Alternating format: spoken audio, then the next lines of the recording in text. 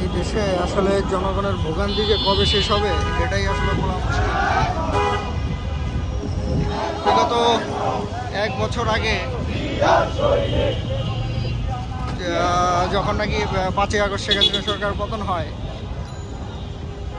তারপর পরের দিন অর্থাৎ 6ই আগস্ট বিএনপি তার কেন্দ্রীয় কার্যালয়ের সামনে একটি সমাবেশ করে, এটা জনগণের কোনো ধরনের নিরাপত্তা ছাড়াই।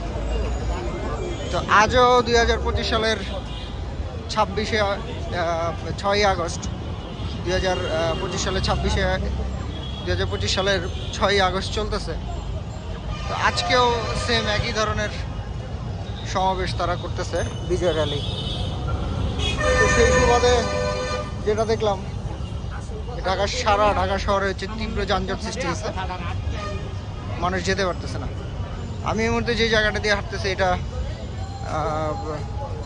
রাজুক ভবনের কাছাকাছি অংশ, যেটা মতিঝিলে। এই যে এখন একটু আগে একটা মিছিল গেছে, আমি হেঁটে হেঁটে অনেক দূর চলে আসছি, কিন্তু এতক্ষণ রাস্তায় পুরোটাই যানজট ছিল, এখনও যানজটপূর্ণ, গাড়ি ঘোড়া কোনো কিছু চলতে পারে না। এখানে হয়তো দেখা যেতেছে না যে গাড়ি ঘোড়ার যানজট আছে, কিন্তু আমি যদি পল্টনের দিকে যাই কিংবা ফকিরাপোলের দিকে যাই, সেখানে কিন্তু তীব্র যানজট আমি লক্ষ্য করছি। এবং রাস্তার উল্টা পাশ হোক বা ক্রস পাশ হোক, মানে যে দুই পাশ থেকেই বিশাল বিশাল মিছিল যাচ্ছে তারা সমাবেশ করতে। কথা হচ্ছে যে ঢাকা শহরের মানুষ আর কত এরকম ভোগান্তির মধ্যে থাকবে।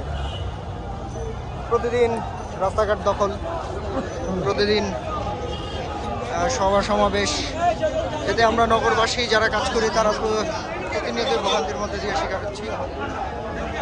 এখানে বিআরটিএ ভবনের সামনে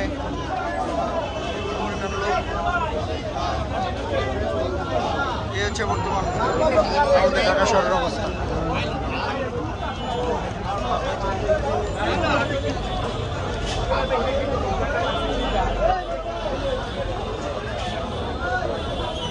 যত রাজনৈতিক কর্মীগুলো আছে বেশিরভাগই মনে হয় যে তাদের ভোট এখনো হয় নাই, এখনো দুধের বাচ্চা হয়তো 7-8-এ পড়ে। আর রিক্সাওয়ালা, অটোওয়ালা, টোকাই মোকাই যত কিছু আছে, এই লোকাল শ্রেণীর লোকদের দিয়ে সভা সমাবেশ কিংবা মিছিল মিটিংগুলো করতেছে। তো সব থেকে যেটা মনে হলো যে আসলে এনজিও আর এই রাজনৈতিক দলগুলোর মধ্যে কোনো তফাৎ নাই, যাদের মূল টার্গেটই থাকে লোকাল শ্রেণীর লোকজন বা অল্পবয়স্ক। যাই হোক, সবাই দোয়া করবেন যাতে